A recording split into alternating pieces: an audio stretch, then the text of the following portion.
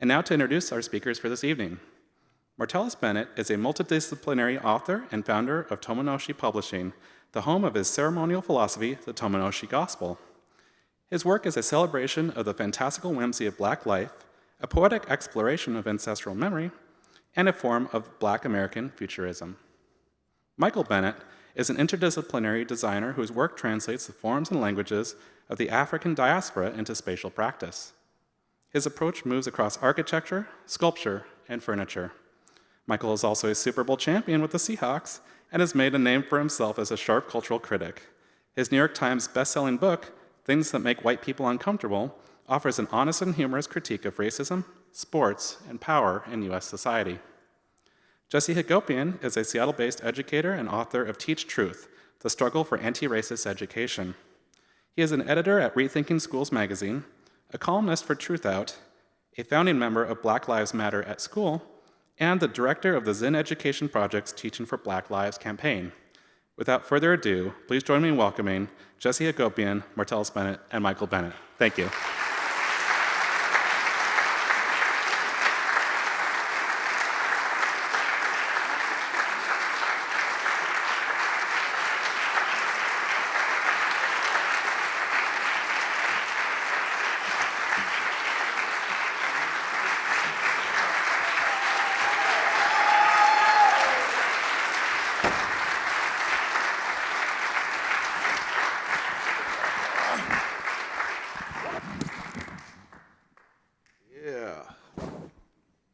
Excellent. Thank you all for coming out tonight.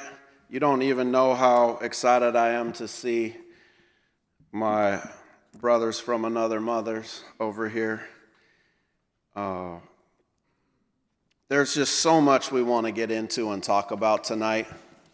And before we launch our conversation, Martellus and I are going to read a selection from our books, and then we'll get into a conversation. But I wanted to start off with why this work is important to me.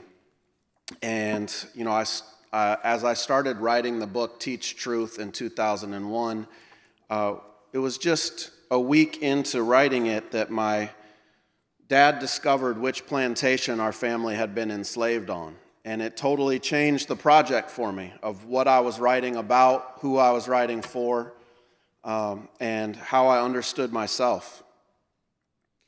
And at the same time that we were traveling to go find this plantation, there were law after law was passing across the country that was banning what they called critical race theory, but really what it meant is any discussion of Black history is now suspect and contraband in classrooms around the country. And so every month we waited to see the plantation, I saw another law passing somewhere that said kids couldn't learn that my family had been enslaved. And so it was an incredibly powerful moment when my brother, my dad, and I all reached Morgantown, Mississippi, and found this land and happened upon the man who owned it, who took us back to a clearing where there was a gravesite. And he said, "This is where your enslaved ancestors buried each other." And there was only one headstone left. And we did a ceremony for our ancestors there that I wanted to share with you so that you all know why I'm doing this work. And I read this letter at the gravesite, and if the slides are working, you can hit the first one. This is my great-great-grandmother, Laura Lenoir. She was enslaved until she was 13, and she, after the Civil War, she married my great-great-grandfather, Thomas Lenoir, and they had 14 children. And my dad just found the obituary in a Black newspaper in Mississippi for Laura, and it calls her the greatest Negro woman of all time. She put all 14 children through college at Alcorn State University a woman who was enslaved. If you go to the next one, this is the plantation house. My ancestors built that plantation house that you see the white slave owners on the balcony of. They owned that house, but my ancestors built that house. And then the next slide is of me and my dad and my brother at the grave site. There's one headstone left. So I just want to read what I read at that site that day before I turn it over to Martellus.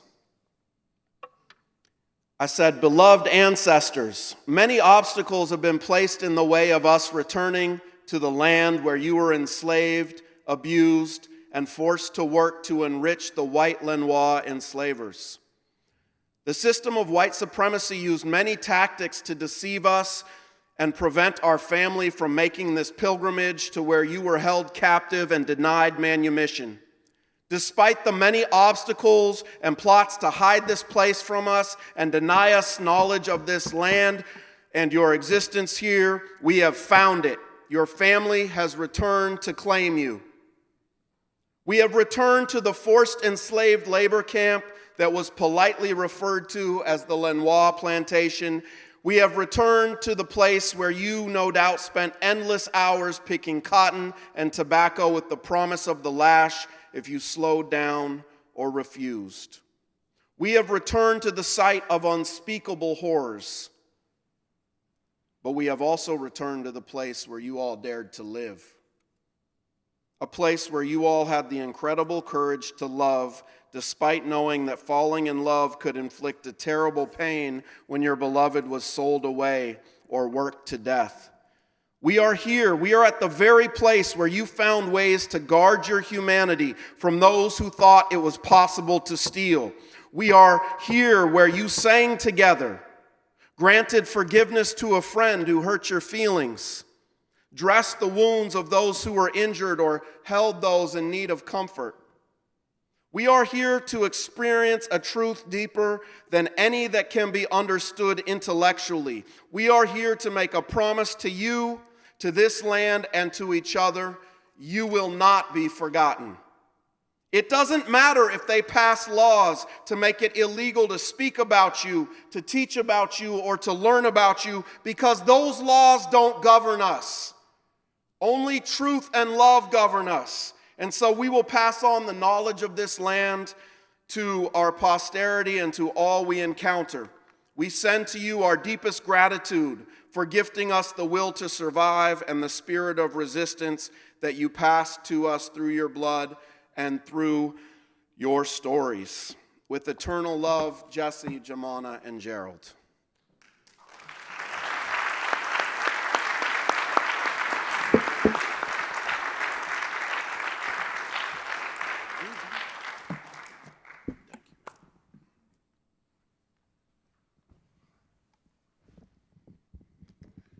Man, it's a tough act to follow. It's interesting doing a talk called Black Thoughts in front of so many white people. But we are in Seattle. How y'all doing? All right, cool. I'm gonna let that simmer for a bit before I jump in. I know sometimes you hear all these words and you're like, that's a big word, and I need a couple small words in between so I could catch up. So I wrote this book called Black Thoughts. And I'm gonna read a little bit for you. And this is called, since we're up here with three thinking black men, I thought this would be a good thing to read. It's called The Liability of the Non-Thinking Black Man. Yeah, such a political voice.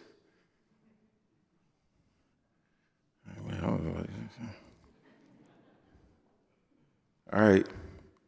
The non-thinking black man is a liability to himself, his family, and his community, not because he lacks intelligence, but because he refuses to engage with it, refuses to seek knowledge, refuses to challenge the world around him.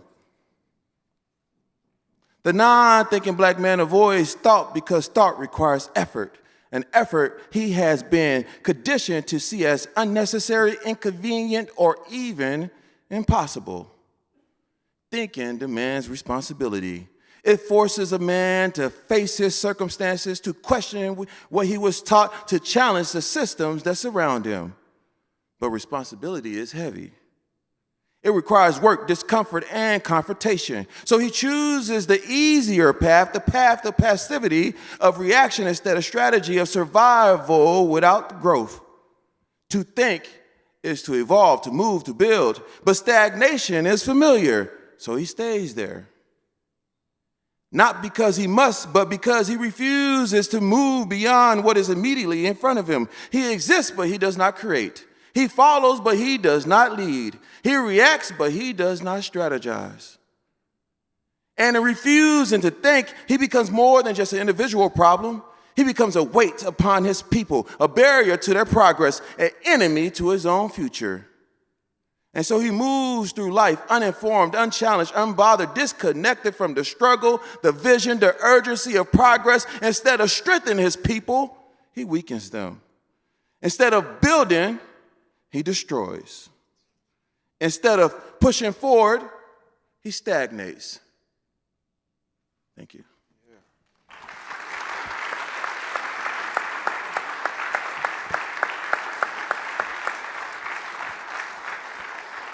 Yeah. Thank you for sharing that. You got it. That was amazing. Thank you. So great to be with you both. I never laugh and smile as much as when I'm around you, so it's good It's to like be you up here. cry, you smile, you laugh, Yeah. and you I find. don't want to make you cry. I just want to make you laugh. Yeah, I think since I'm the moderator tonight, hi, my name is Michael Bennett. I'm just friends with these guys. I think. Damn. I got it. I was interested in this when we first started talking about this talk because there's so much about like these different disciplines, this kind of that includes literature, sport, social justice, education, and it's like I get to see you guys so much in the creative phase too, right? I think a lot of people get to the point where they get to just see the end process of the book, but I get an opportunity to read the things when you're writing them. I get an opportunity to have an opinion on it. But I feel like my opinion is like not in a way of like trying to control the narrative, but more of just like, that's an interesting take. And I think hearing what you just said about taking a pilgrimage, because I did a similar thing when I went back to Senegal and I was in Africa and like traced my lineage and went back to the tribe. And I was wanting to ask you, what kind of courage does it take to do that type of pilgrimage, and what type of vulnerability does it take, right, to walk into a situation and realize something that's so demoralizing but still, and dehumanizing, but still find the strength in it to think about the positivity of your grandmother and your family, what they really built. You know, like I think what you said about they might have owned that house, but we built that house. And I think that's a powerful narrative and a powerful story, but I really want to kind of understand the vulnerability of what it takes to even share something like that. Yeah, thank you for that. It does take some vulnerability. It was a challenge to be there and to confront that history. You know, I've studied slavery and I've taught enslavement, you know, for over 20 years to kids, right? But I hadn't felt it before I got down there. And we even met the family, the descendants of the family that enslaved our family while we were down there. Did y'all fight? Hey, man, get my lashings. One for every ancestor. I mean, I was just too bewildered to even know what to do, you know? Like, it just, all of a sudden, this history came zooming forward at me, and it was like, it was right there. And they were getting ready to retire, right? They had sold the land that their ancestors had owned, that ours had worked on, and they were getting ready to retire. And it just, like, we met a woman on our last trip there who was in her 90s, and we made a headstone for my great-great-grandparents who never got one. And we found where they were actually buried, and we did a ceremony for them. And this woman in her 90s approached us and said that she knew my great-great-grandmother, Laura Lenoir. As a young person, she grew up and she loved her, and told us that she was a midwife and did midwifery for free for women who couldn't afford it. And, you know, it just shrunk the history, because it was like, they say it was so long ago. This oppression happened so long ago, we could never find the receipts and know who owes who and how we would deal with this problem. And here I met the descendants of the white family that owned our family, and here's a black woman in her 90s that knew my grandmother, and it just hit me. There are people still alive today who are friends with enslaved people. It wasn't that long ago, right? And we're still trying to deal with the aftermath of it, and I don't even know how to explain the emotions that came up in those. I'm still trying to figure it out, and I'm writing some fiction right now to try to work through those feelings. Oh, one thing that you said about this idea so long ago, my daughter's 11, and she was talking about Ruby Bridges. I want to write about Ruby Bridges. I was like, just call your grandpa. He was one of the first to integrate as well. And she was like, Grandpa was there then? I'm like, yeah, he was. So called him then. I was like, sounds kind of bad, but I was like, Dad, tell Jet about all the racist experiences that you had growing up. Because my dad couldn't get in the pool, but my daughter doesn't look at him in that way, right? Because they see where he lives in now, they don't think about all the things that he's been through. And then some of those things my dad don't want to talk to his grandchildren about. But I'm always going to poke the elephant in the room. That's just kind of my position in the family. I think when you talk about just education and knowledge, I think looking at Martellus, like you just said, the thinking black man and the non-thinking black man. And in the book, I think what I love about the book is kind of how you examine the idea of thinking and not thinking throughout the whole kind of context of language, history, and also how you bring in, actual facts of people who actually existed. But I think when you're doing all that in the context of your writing, how do you find, your book as a reflection of your own experiences, but also the ones that you experienced through just visiting and seeing, I guess a lived experience versus a non-lived experience, and bringing all that together?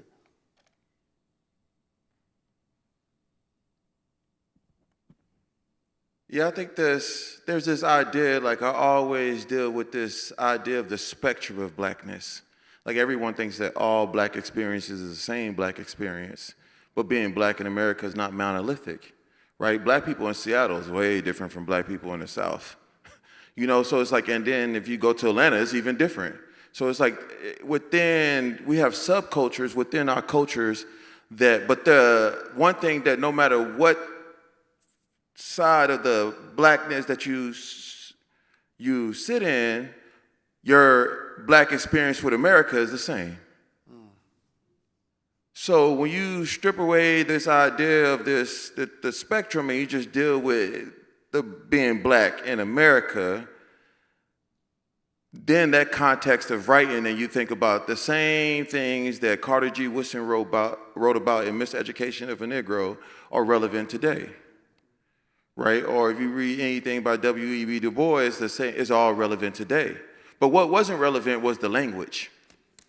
So when I started writing Black Thoughts, I was like, I'm not really writing anything new. I'm just giving it new language so that today's young black men could read and understand the same thing that has been said. But then that's a problem if we have 100 years of educated black men thinking black men writing about the plight of black people, but we all have to write the same thing every 50 years. The redundancy of the message is the issue. So then you realize that the issue is not the thinking black man, it's the idea of the non-thinking black man that totally exists. So how do you deal with that psychology of being a non-thinking man, but also being tender to their blackness? As there's this idea, because there's the black intellectualism has constantly been measured next to white intellectualism. But black intellectualism doesn't need white intellectualism to say how high it is or how important it is. Like, I don't have to be the black version of this or the black version of that, right? Like, you have someone like Granville T. Woods, and they'll call him the black Thomas Edison, when he had just as many patents at the same time as Thomas Edison. But to kind of show where that sits in his importance, they'll try to measure against the white intellectualism, as if it's always been superior. So I think about young black men, though, when I look at them, I say that, you know, their intellectualism is much different from the institutionalized intellectualism. There's a lot of young black boys that are smart, but they're just not smart when it comes to how the institutions measure it. So you have to be kind to that, because you don't want them to feel as if you're calling them stupid, right? What you really do when you say non-thinking is saying, no, you have it. We just need to turn it on.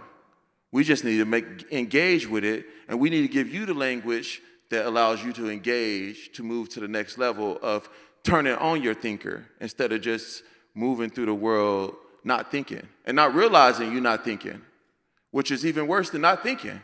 Yeah. It's like drowning and not know you're drowning.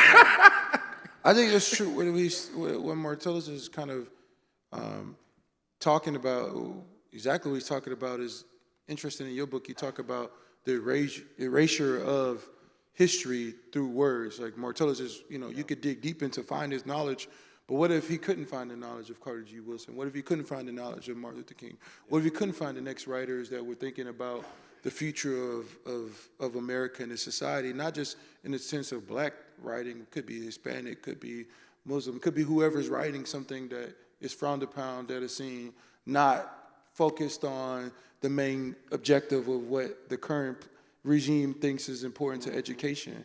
Like as a teacher, as a thinker, and a space maker, like how do you continue to, you know, teach people about the importance, but also equip young people to notice what is happening with them, right? Because it's like Martellus is saying, like you could be non-thinking, but like if you're not being aware that you're not thinking, what happens to you? Like I don't think people know the importance of what's happening in the moment. Yeah, they are scared of young people who can think, for sure. And the way you can tell that they're scared of young people who can think is because they're passing laws every day to limit what books you can read and what curriculum is acceptable to the white establishment right now. And all the names that you just dropped, Martellus, they don't want kids reading Carter G. Woodson, right? That's how they learn how the education system is set up to keep them back. And right now, in the United States, almost half of all public schools have a law in place now that basically mandates that teachers lie to kids about Black history and about a lot of other things, about gender, sexuality, and many forms of oppression and social movements. Anything that helps kids figure out why we're in this situation and how to get out of it is now contraband. And it is an incredible situation, but you know, a lot of times you hear people say, well, this is unprecedented, and I want to point out that this happened during the McCarthy era and the Red Scare, right? That this happened to our ancestors. And Martellus, you write about this beautifully in Black Thoughts, about the laws that were passed to ban literacy, right? And I see such a similarity between the laws that my ancestors were subjected to that made it illegal for them to read and write, and the laws now banning the books that we need to learn from today. And I think that's so, I could be a lot of things, but the reason I chose to be an author, because everything about humanity is built off the written word. Like, word is the foundation of all things, right? We talk it to existence, we write it into existence. And if we want to know anything, then it's written down, it's in a book. Like, text has been what has pushed civilization forward, because we've been able to read. But if you remove the ability to read, then you are hindering Yes. Let me add generations. Let me just add one thing that I brought to the forefront in my book, which is a term called epistemicide, and that is the murder of knowledge and the murder of systems and ways of thought. And that has really been the colonizer's model from the time that Columbus came here, and Cortez and the conquistadors rounded up every last Mayan text. They got every Mayan book, centuries of knowledge, and put them in one giant bonfire and lit a match, right? And destroyed the most advanced society's knowledge. We're talking about some of the most important breakthroughs in scientific, in agriculture, and architecture. All of these books were gone. I think they found 3 that are still in existence today. But that process of destroying knowledge was repeated when our ancestors were banned from reading and writing, right? And it's repeated today when they're banning all of our books. And they're not just, they frame it as wanting to make white kids comfortable in the class. So they're definitely not going to read your book, Michael. Well, I just interesting, right? I was like, as a parent, like, if the system is doing this, what role does a parent take into the knowledge that their kid is actually has an opportunity to learn and read? Like, it's like, people would say, well, they're not at school all day. They're at school for 7 hours. What are they doing when they get home? How does a parent continue to teach their kids about what literature they should be reading? How do you fight? Like, right? It's like if you can't beat the government, how can you fight at a local level as a parent? Well, the problem with that is that the kid that was illiterate is now the illiterate parent. Say it again. The kid that was illiterate is now the parent of another illiterate kid. So how can I teach my kid to read if I can't read? America is illiterate. But statistically, America is stupid. It is. And that's why America always doing some stupid shit. Like, America cannot read. And, 75% of black boys aren't up to grade reading level by the 4th grade. And this is pivotal because the way that they realize how many jail cells they need to build is based on what is the reading level for the 4th graders. So reading and prison is tied together. They look at the reading scores and they can predict how many kids will be in the prisons. If you look at the prison system, if I tell you 75% of black kids, black men, aren't up to grade reading level by the 4th grade, and how much of the prison system is occupied by black men. And the thing is with text, though, is a lot of times it's really not the kid's fault. Because what happens is the language is wrong. So kids who come from our neighborhoods, they have to learn colonialism. They have to learn how to talk in a colonial way. So when they pick up a book, it doesn't sound like home.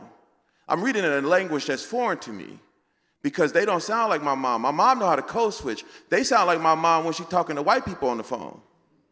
But then when my mom hangs up the phone, that's the language I know. So what happens is I find Microsoft Word to be so racist because every time I write some shit, there's a red line under it because of my colloquialism. It's like, goddamn, no, I meant to say foe. It's foe. They have foe, not for foe. You know what I'm saying? Like, you go in there thing and then... Damn, they redlined our neighborhoods and now they're redlining our essays too? Damn. And it just be like, hey, you know what I'm saying? So it didn't even think about all these things like AI is going to be racist because a bunch of white men are making it. It's going to have a white brain. And we see what white men do. There's never been anything good happen when 3 or 5 white men get together and start chatting. Not once in history did anything good happen. It was like, it started with Jesus. A couple guys got together, hey man, Jesus is doing some good shit out here. We had to get rid of him.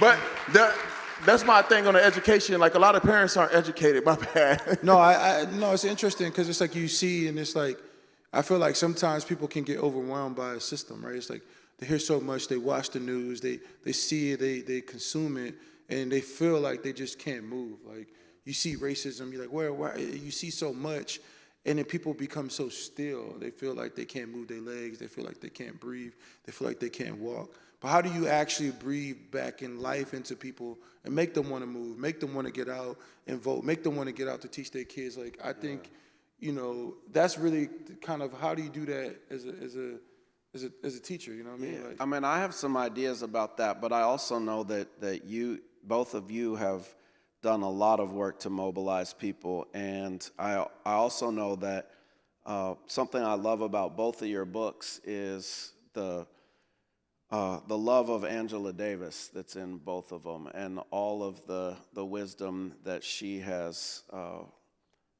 brought to you all and the conversations that you've had. And I wonder if I could throw that question back at you and ask you about, like, what have you learned from Angela Davis about what it takes to mobilize people, what the struggle is really all about, how we move from this society that's rooted in capitalism and a few billionaires hoarding more wealth than they'll ever be able to spend, and rooted in white supremacy, to moving to a world where radical idea, we use the resources to meet people's needs instead of what's happening now. Well, one thing I would say is I have less racist encounters with white people daily than I have more racist encounters with the system of America more often than I have racist encounter with white people. There are a lot of cool white people out there. I go to a coffee shop, that's in an all-white neighborhood. I talk to white people all day. They like me and they coffee black. Right? So, but the system of America is racist. So I'm constantly dealing with racist infrastructure, which is systemic racism. That the encounter is the toughest thing. Yes. But to answer your question, so when I talked to Angela, I met Angela through my brother Michael. I met Ms. Davis through my brother Michael, and we both were early risers, so I got to wake up like 4 mornings in a row at like 6 a.m. and have coffee randomly with Angela by the ocean. And the first day I was just kind of like, damn, I'm drinking coffee with Angela Davis. I don't want to bother her nothing because she just kind of looking meditative, thinking, writing down notes. I'm copying her, I'm mirroring her across the table. She sips, I sip, look at us. The next day I move one chair closer, you know what I'm saying? Like, okay, I'm copying her, okay. How she like her coffee? Black, just like the people she loves. So, we have our coffee. I like a little almond milk in my coffee, so. But, so anyway, so I'm talking to Angela, and I'm like, yo, Angela, I don't really think about the past very often. I think if I've had a chance to go back in time in a time machine, as a black man, I can't go that far. Right? And I was like, I see all the work y'all doing, but I don't think about the past. I'm constantly thinking about tomorrow. But my brother, he always is talking about legacy and past, like he's rooted in the idea of blackness yesterday as well. I'm more interested in what black can be tomorrow. So I'm telling Angela this, I'm telling the Angela Davis that I don't care about the past that she's been impacting. Hey man, give me another shot of this coffee, you know what I'm saying? I need some more espresso.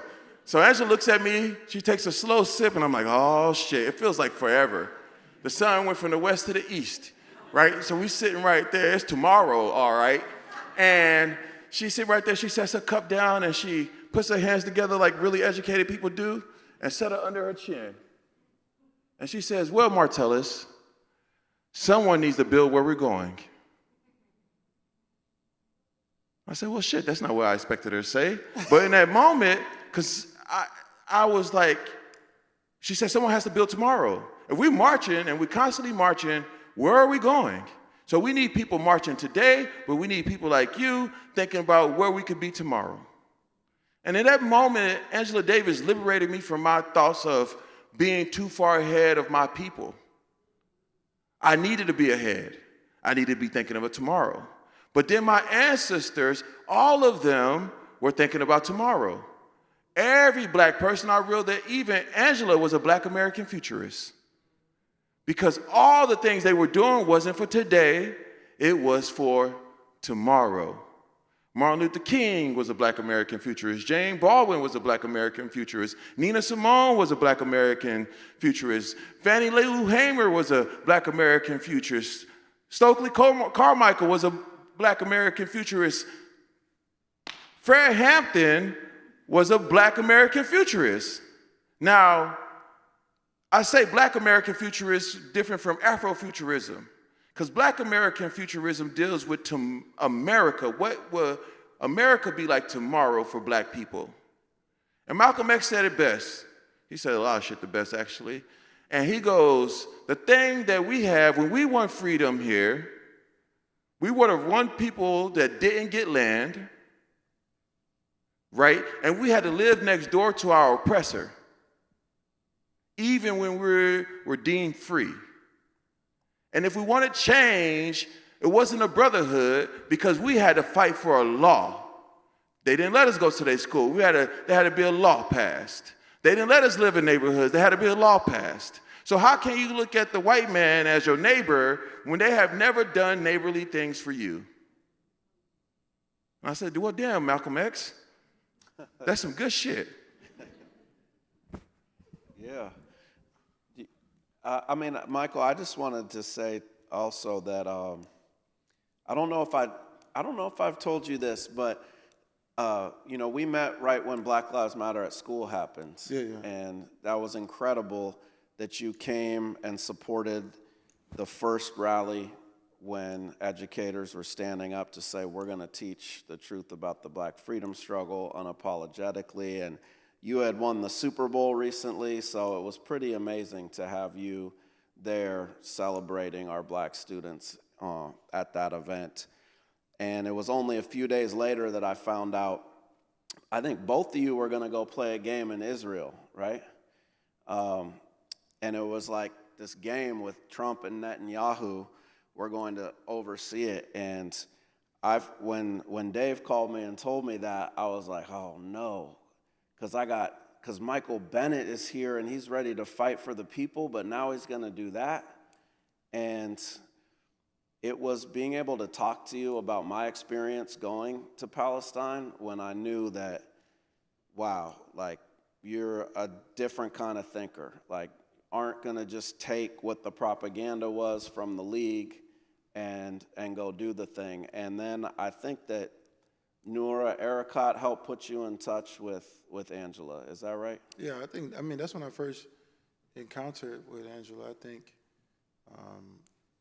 I was like, yo, this is fake. You know, it reminded me that one time, it was like, really her? when my brother was playing basketball in high school, and Mike Krzyzewski called, and I was like, this ain't no Mike Krzyzewski, and I hung up the phone.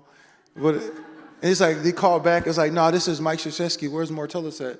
I'm like, yo, bro, stop calling, you know what I mean? And I felt like that was kind of how it was when I first met Angela. I'm like, yo, this can't be Angela, because I don't know, I feel like after that, having a conversation with her and just the experiences that, you know, and the history and just the legacy and just the vulnerability that she shared with me, the importance of how you can have this butterfly effect by a choice that you made.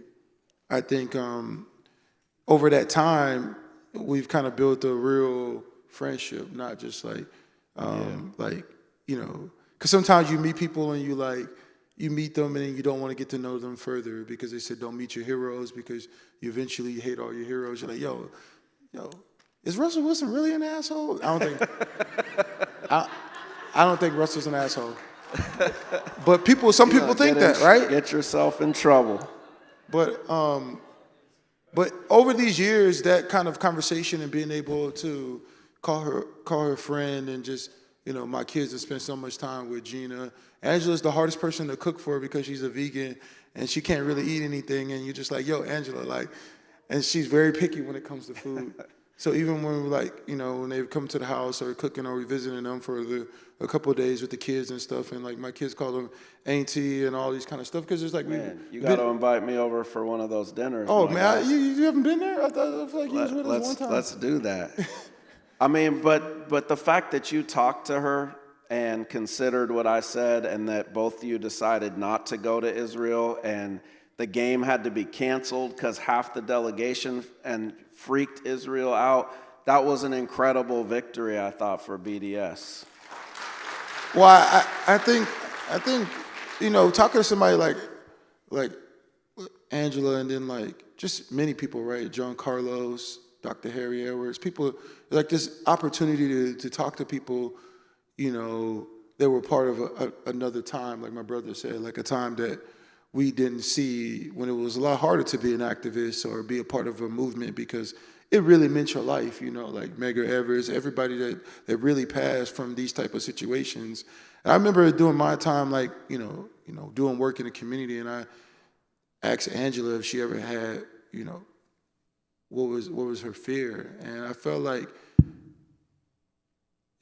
and when she was talking about like not really having that fear no more, but still having fear, but in a way of like, if she doesn't sacrifice to do this work, then the work won't be done. And I think that's what we all kind of run into, right? It's like every day that your fight might not be against Donald Trump. It might not be against the overall regime or whatever politically thing that you're going through or something. I think it's so much about the individual fights that we fight, like the moments that we truly connect to other humans and have opportunities to be good people when the camera's not on. And I think that's really what that trip was really not doing. It's like, what are we doing when nobody's looking? Like the opportunity to show people that we care about people that we don't even know, right? We don't even know the people that are affected by the actions that we choose. But once we get to know their plight and their struggle, the importance that comes to connect to them is not simply because it's about right or left. It's so much about connected to people's humanity. And I think that's really what I kind of gathered, is that at some point you connect to, the fight, then you connect to beating it and winning that fight. The next thing is like, you just start connected to humans. It's like, no matter where I've been across the globe, whether it was Native American reservations, whether it was in Haiti, whether it was in Africa, prison systems, it was like, we're connecting to humans. And I think that's really what we kind of miss a lot, is like the importance of being able to connect to people on a higher level. I think that's what's missed in a lot of opportunities, because we so much have to choose sides. It's like, do you like the Broncos or do you like the Chiefs? It's like, no, I just like football. You know what I'm saying? Like, I like the game. I do like the Chiefs, but I like to watch another game too. I think it's so much about having the opportunity to connect to people in that type of, connection. Or if you don't, you'll get stuck, right? Because it's such a bigger battle, right? And it's like we all have to continue to fight for the people that we don't even know that exist. I mean, I've never been more inspired than when the two of you took that public stance and dropped out, and you wrote a letter about why. Instead of just doing it quietly, you saw the humanity of the Palestinians and said, I can see my struggle in yours. And to me, like, that's just a great moment in sports history. Yeah, we're Bennett's. We don't do anything quietly. But I would say that the thing that you just said that made me think of this idea of, it's easy to get people together when they have a common enemy. But it sounds like the idea that you are pitching is what if humanity had a common love? Like, what if we all just loved the same thing, like each other? Like, if everybody just did it. That's like, but hating people is like, yeah, let's do it. I got me, hey, you hate him too, I hate him too, but hey, I love you. Like, I don't love you. So it's just interesting, the common enemy versus the common love. No, I agree with you, because I think a lot of times when I think about generational wealth, I think people always take it into this capitalistic mindset, like, I need to get more wealth to pass on more wealth and continue a system like that. I think generational wealth, to me, has always been this idea of love. How can you get this love and pass it down to the next generation? If trauma can be passed, can love be passed? And I think that's really the kind of like ideology that I kind of want to continue to think, because that's what makes me want to fight for Palestinians, makes me want to fight for Hispanic rights. It makes me want to fight for other people's rights is because the idea that, that we could pass love and care about somebody that looks like the opposite of us, but still has a plight that's similar to us. That was Martin Luther King's theology. No Love. doubt. No doubt. And I write in the book about needing to create the beloved classroom community, taking MLK's idea of the beloved community and bringing it into our schools. And that's what they're trying to rip out. They want to replace love and care in our schools with metal detectors, more police, and no books that teach us how to build a loving community, right? And that's the struggle that we're in. See, I think the issue with school right now, with children, is that it's no longer the place of all knowledge. The internet is. The school can't keep up with the internet. So kids get bored because they feel like everything they want to know is not in the institution that they go. I know that's right. So I think that's the discrepancy in the education with the youth right now. They have so much access to the internet, information through the internet, but at school, it's too slow. Yeah. So they got to change the way that we teach. We've been using the same teaching models. And, like when I'm in the classroom, I teach design thinking because I tell kids if you're not designing your life, someone else is designing it for you. And if you let them design that shit, we all going to be failing. So I believe that we should give kids the tools to build the future they imagine as soon as possible. Yes. Because if we don't equip them with the tools as soon as possible, it's going to be too late for them to start making a difference. Right. So I feel like at some point, every intellectual or every human being should at some point turn their education back to the cultivation of the soul in which they grew up on. Right? That's why I'm back in Houston. Right? Because at some point in my life, I need to go back and educate my own community to think beyond our community. But at the same time, while thinking beyond our community, we're thinking for our community. And now we bring thought. So many times they would come in, and my brother talks about this all the time, the extraction. They would come to the community and extract the goods. They go to Africa and extract the goods, and they put nothing back. What if we can travel the world and extract these philosophies, extract these thoughts, and go put those back where we grew up? Here's new ways of thinking. That, to me, is what I think about education, right? It's the planting seeds in the soil of each child's imagination and doing our best to water them to bloom as many times as possible. That's beautiful. I wanted to just say that there's a couple of young people in the audience tonight, I believe, that are great examples of having those ideas planted. And I'll tell this quick story because I think it comes back to both of you when you all were protesting during the national anthem, right? Michael was sitting during the anthem and you were putting a fist up and inspiring people that we didn't have to be silent when police were violating our rights, that we didn't have to be silent about systemic racism, that we could use our platforms. And that inspired me. And I don't have the NFL platform, but I was a Little League coach this year. And our team made it to the championship, and they played the national anthem. And I was nervous. I was nervous because I knew that I wasn't going to stand for it, but I also didn't, if I take a knee, like, what are the parents going to think? Like, am I trying to put my beliefs, indoctrinate the team, right? And so I was nervous, but I was like, okay, but Michael did this in front of the whole world. I just have like 20 parents in the stands here, right? So I took a knee when all of us out on the field and the anthem starts playing, and then my guy Trey, who I believe is in the house right now, all right, Trey is like, Coach, what are you doing? And I said, well, you remember like Colin Kaepernick and Michael Bennett, wanted to raise issues around what's happening in America. He's like, oh yeah, I know about that. And then Trey told me, I read where there's other verses in the national anthem they don't sing all the time, but those verses celebrate slavery. I was like, you're right, man.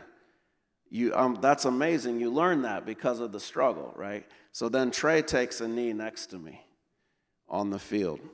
And then my son takes a knee. And then all the domino effect down the row. Everyone on the team took a knee. And we also ended up winning the championship. Yeah. Well, I want to piggyback on that because when we were protesting in the NFL, it was crazy, man. I started off in, I ended up in Boston, and then I ended up in Wisconsin, which was a terrible place to be, not only as a black man, but as a black man protesting. Oh my God, it was the most dangerous time in my life. And I grew up in an area of Houston known as the SWAT. The hardest time was right there in Green Bay. All kinds of shit was happening. But I wrote a poem about our time during this idea of protesting in the NFL, which to me didn't achieve a thing. It expanded an idea and it spread an idea, but at the end, we didn't really have something that we were going to achieve. And I wrote a poem about that. Can I read that to y'all before we jump into the... Yeah. And then All right. If we have time, we'll do Q&A after that. It's called Brighter Days. All the black people ran outside looking for a brighter day. They were done with the rain, done with the storms, done with the pain. All the black people marched up and down the streets to the sound of one heartbeat and the solidarity of feet, holding signs, shouting, demanding sunshine. It was the most electric of lines. The Constitution is an illusion. The Constitution is an illusion. Give us our freedom, give us our freedom. They demanded brighter days. It was the most electric of lines. All the black people marched up and down the street to the sound of one beat and the solidarity of dreams. Children on shoulders claiming their liberation, momos in wheelchairs fighting for the next generation, cousins in dozens joining the demonstrations, stumping their feet, waving their fists, holding signs, shouting, demanding sunshine. They were done with the rain, done with the storms, done with the pain. It was the most electric of lines. The Constitution is an illusion. The Constitution is an illusion. Give us our freedom, give us our freedom. They demanded brighter days. It was the most electric of lines. The more they chanted, the more the sun began to shine. Bright golden rays landed on their foreheads, polishing their minds. Shadows black as the people they belonged to danced across concrete. One sound, one voice, they rose, they peaked. This was black power at its highest height. They were done with the rain, done with the storms, done with the pain. All the black people marched up and down the street to the sound of one heartbeat and the solidarity of feet, holding signs, shouting, demanding sunshine. It was the most electric of lines. The Constitution is an illusion. The Constitution is an illusion. Give us our freedom. Give us our freedom. They demanded brighter days. It was the most electric of lines. The more they chanted, their voices began to fade. They had been marching all morning. They had been marching all day. Exhausted, fatigued, with blisters on their feet, they trudged forward until slowly they realized no one marching knew the way.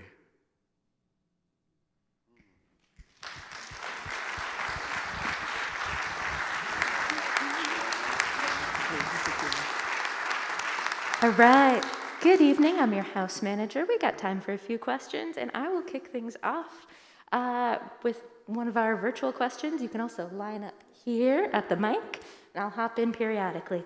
So, first up, how do we pass on the sacredness and beauty of Blackness to the next Black generation? And beauty of Blackness to the next generation. I don't even know to answer that one. Ooh. You guys got thoughts on that? Any Black thoughts on that? I think it's like, that's a multifaceted question, because I think in some ways it is important to, like Martellus said, talk about the past. But it is, I think about the sacredness of showing people there's a future that doesn't have restraints on the way that they look, restraints on the color of their skin, but the opportunity to express whatever world that they want to see. I think sometimes we start people off with chains on their hands instead of their hands being free. And I think then that could be mentally, that could be physically, but just in the sense of like we understand the past and the sacredness of people who have came before us, but also understand that there's a lot of vast land for us to explore.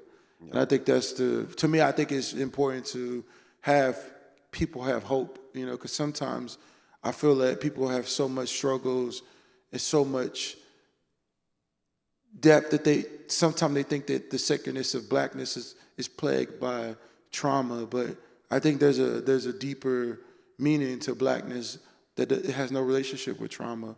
It has a relationship to love and an experience that pushes forward. Like, what is it to see your parents love each other, to see something other than the dehumanization of the way that you look. Yeah, I think that's brilliant.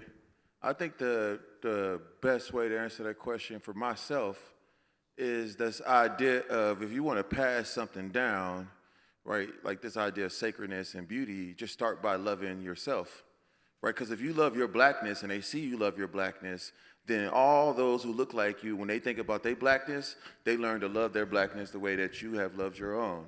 And rooted in one of the things you said about the past, like when we teach the past, when you talk about enslaved people, they talk about them as if they aren't doctors and astrologers. Think about the idea of coming to a new land and having to find the North Star and navigate it by that land.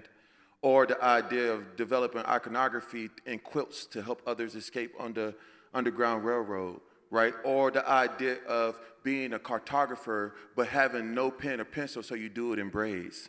Or having the forethought of knowing that I'm living my land, but I'm taking rice in my hair with me because I know I want a piece of home, a taste of home, right? These ideas of not being called architects, they created the word architects because white people didn't know how to build houses once emancipation happened. So they created educational institutions that say that these other people wasn't qualified to do the work. No doubt. So I think that when you teach Black history, if you teach it from love, right, then the stories that you tell can't help but to make you love your people. Love that. Thank you. Let's have another question up here. Yeah. Thank you very much, gentlemen.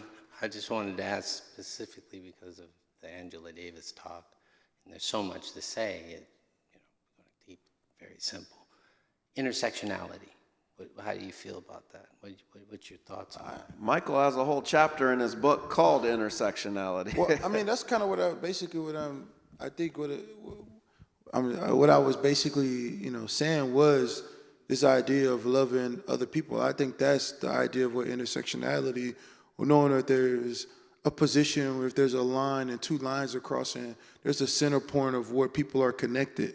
And for me, I've always thought that that's what the intersectional thing is the humanity of it all, right? It's like, I'm this, I'm that, I'm Black, I'm a designer, I'm this, and then in the middle is human.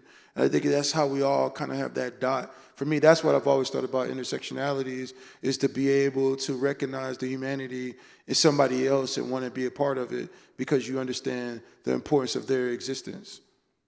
Yeah. Alex. Go ahead, because I know we don't have a lot of time left. My guy, Alex. I taught with Alex here at Garfield. Yeah, I seen you at your last speaker, man. First, Jesse, Michael, Martellus, thank you for this evening. Y'all were Thank wonderful. Martellus, you said something earlier about like a time machine, right? As black men, you can only go back so far in a time machine without feeling like your life is in even more danger than it already is.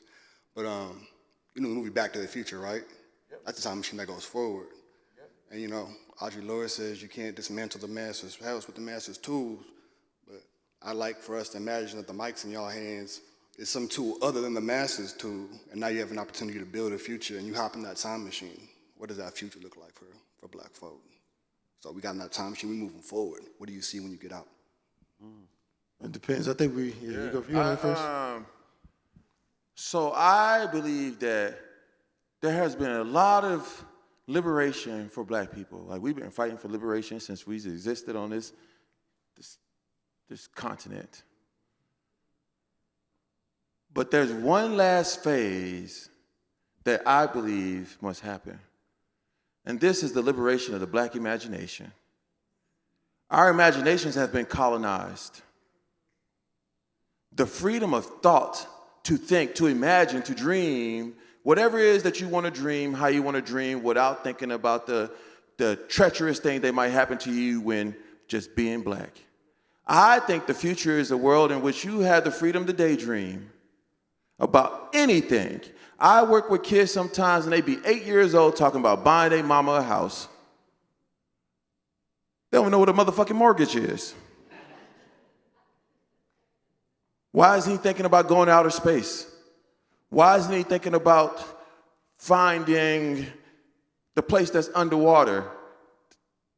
Atlantis, right? Like, why are we dreaming about these things? So this idea of liberating the black imagination to, even when I, as a creator, go work with any institution is ran by the white imagination. And when I'm there, they want to colonize my black imagination so that they can see themselves in the things I've imagined.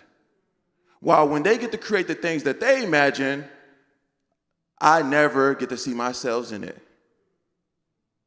Because they tend to lack the imagination in a world that can exist without them in it. Right now, America is in a crisis of imagination. We lack the ability to see ourselves differently, to think of ourselves differently, or see ourselves with other people, seeing America becoming something different from what it was or what it is. That is a crisis of imagination. And no way in hell should anybody who lacks imagination be in charge of a country, a school, a city. Because those who lack imagination cannot see possibilities for us all. Yes. So this crisis is something that we're struggling with. Oh, they clapping, I'll stop there. Thank you. So I don't know when they're going to cut us off. We might No, we just get them through. let us know how many we Why have. don't we speed round? Okay, speed round. So maybe we'll hear 3 questions, and then we'll reply to them and call it a night. Okay, All right. my bad. I'm a writer. Well, thank y'all for being here. I just wanted to ask, as conscious men, was that from y'all upbringing? Was there a catalyst moment or person, or was it just your knowledge of self that activated that? Y'all want to talk about your mom? I feel you. Yeah, this your city. Let me start right now. I got it. I think that we come from my dad, to me, was the first explorer in his family, right? He was the first one to leave the small town in which he was from. He had to join the Navy to do it, right? But he saw other places. He saw other things.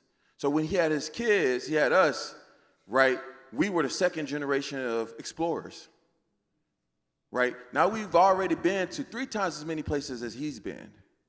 But our kids will be at 6 times as many places as we have gone. And in the Bible, it says that his child should leave the household knowing everything in which he knows. My dad did a good job of that, right? My mom is an educator. Man, I don't know, I know a lot of white people in here, but you was lucky enough to have a black mama. I mean, I guess some white people did have black mamas.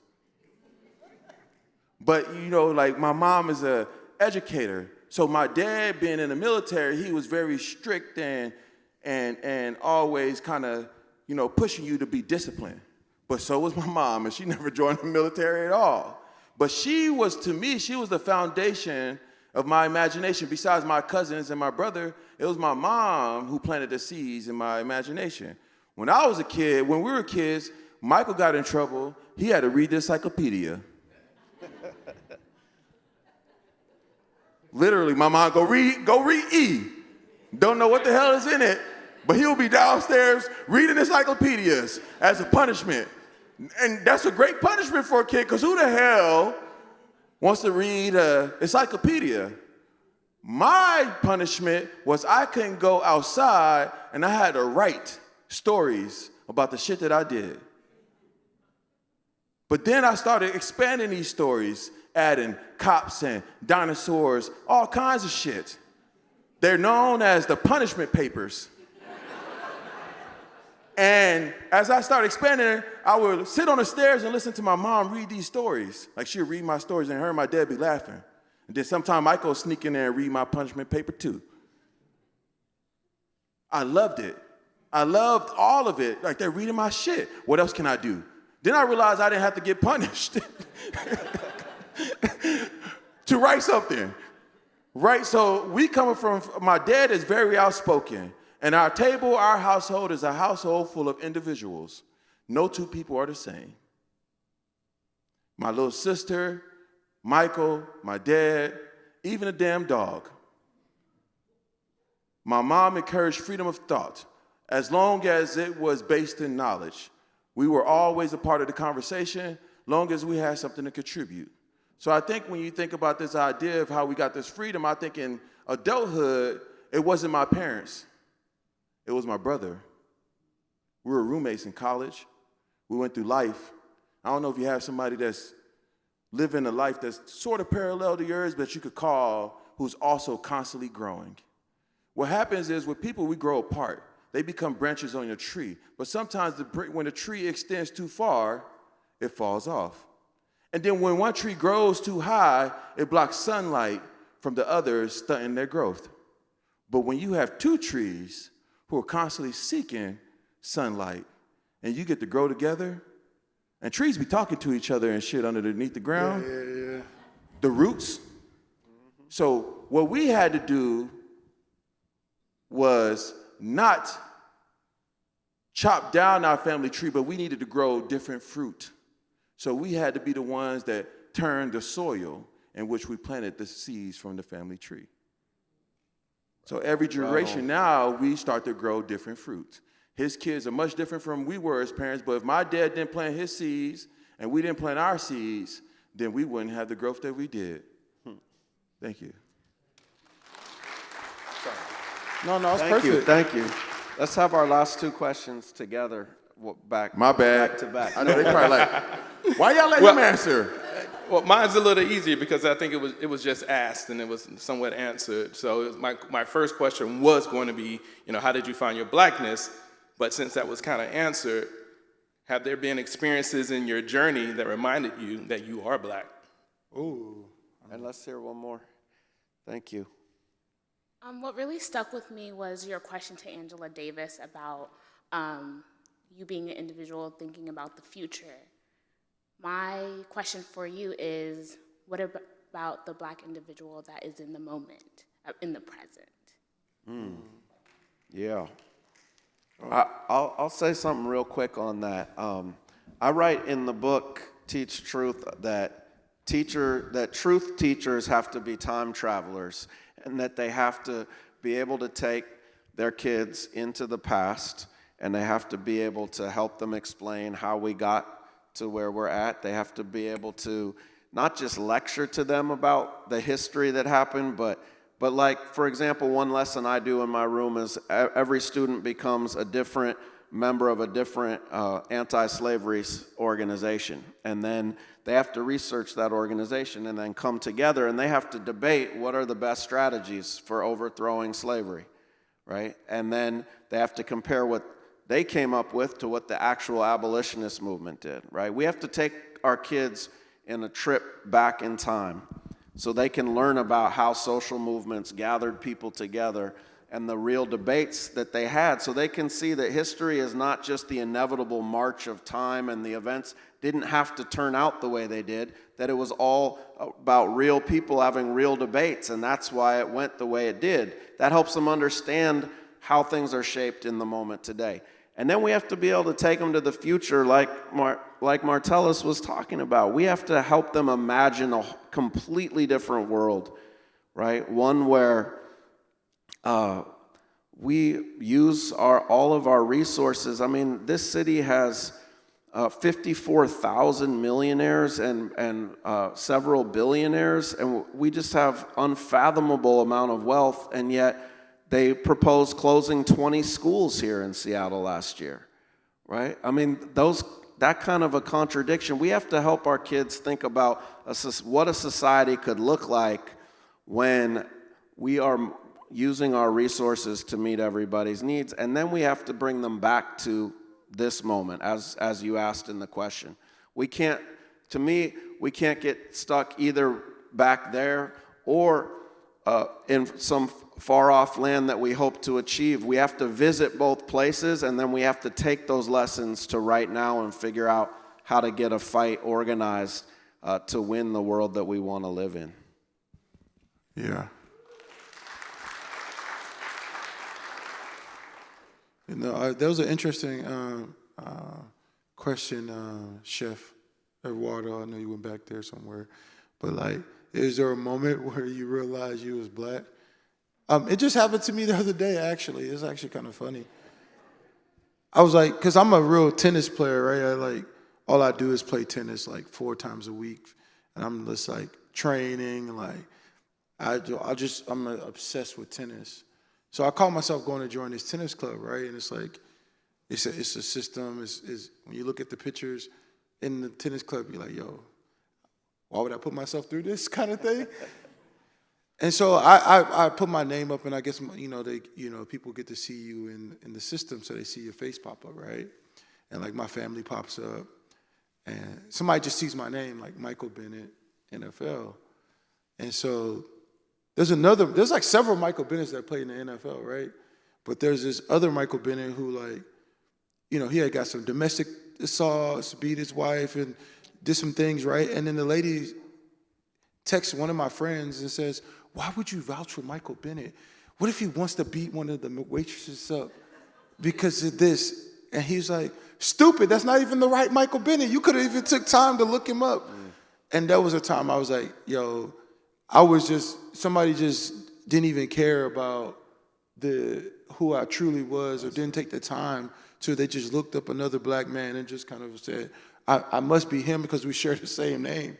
And I'm just like, I'm clearly 6'5". This guy's like 5'11". Like, so it's like, that was a moment that I realized, like, doesn't matter how far you go up, there's always somebody thinking differently of who you are. Not realizing I'm the guy who's doing so much for the community, and not really kind of taking in my humanity. I was kind of taken back for a moment, but then I realized there's people that are like that. And going back to your question, just about, when you talk to Angela or you talking to whatever black leader that has experienced, whether it's Jesse Jackson, whoever has been a part of like movements and social movements, I think the difference of then and now is that we think about the future in a way that it feels so far away, like you said, a distant land. But then the current plight is like, they were mobile, it's like sometimes you get, you don't want to be mobile because there's so much fear of what might happen if you might say something. You might lose your job, you might lose this, you might lose that, you might lose this or this. It's like, can you detach from the things that you actually think that really matter? It's like, if you're a football player, right, you taking a knee, you got to detach from the possibility of you losing marketing. You got to disassociate, you losing a fan base. You got to disassociate yourself from a lot of things that you think that is important, and centralize the most important thing, which is the moment in time which people are existing, and the importance of your voice and the importance of your experience, and realizing that for every great thing, there is a little bit of suffering. And I think that's really what the now is, recognizing that relationship between that, So I think it's important that you don't have fear. I think when you're living in the moment, realize that some things feel like fear, but sometimes that uncomfortable part of it is really just growth. And I think sometimes when people get in these moments, they think that they're so big, but it's like, yo, like, how old was Rosa Parks? Like, how old was Martin Luther King? Like, how old, you know, like, it's so many people. Like, I went on a trip to Selma in Montgomery last year, and we, in 2024 actually, but we were, you know, in Selma, and like, and I'm thinking that like all these people were so old, and then I get to meet Charles and all these other people. You know, she was 13 when she stood on the front of the thing. He was 14 when he marched with Dr. King. That person was 11. I'm like, 11? Like, yo, you was in the streets at 11? And I think that's what we miss sometimes, the importance of like realizing it doesn't matter about your age and time. It's just about moving culture forward and not being scared of the things that could happen to you. Yeah, thank you. And take us home. I'll take this home. I would say, man, I realize I'm black. Every day, I decide to write some shit. I'm telling you, that autocorrect, I don't know what would let you know you blacker more often than that. Every sentence is wrong. And every time I look at it, I'm typing Microsoft Word, I'm like, man, this is some racist shit. Every single day, I'm reminded that my language, the way I write, the way that I talk, is black, and it's not part of the system. So every day as a writer, my job, as I'm writing for my people, I'm reminded that I'm using the wrong language. I got to edit the computer. Edit it.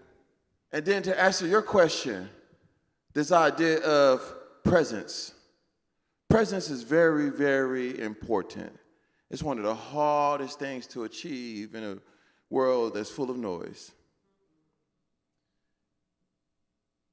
But it's my belief that you must build the bridge before you need to cross the bridge. If you start to build the bridge the day you decide that you need to get to the other side, then your ass is doomed. So it's my job to have enough presence in my purpose on this planet, of my existence, and my determination to stay in the future. I'm willing to sacrifice the presence in today so that you can have a presence in tomorrow. And we need that as well. Yeah. I'm with you. Thank you, everybody. Thanks for coming out, Town Hall.